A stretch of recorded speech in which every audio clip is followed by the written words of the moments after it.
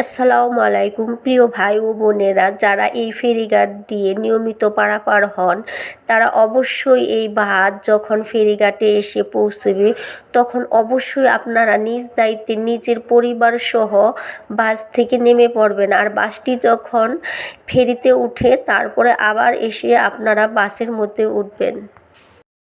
এই বাসটি যদি ফেরিতে ওঠার আগে সপরিবারে সবাই বাস থেকে নেমে যেত তাহলে এতগুলো প্রাণের মৃত্যু ঘটতো না।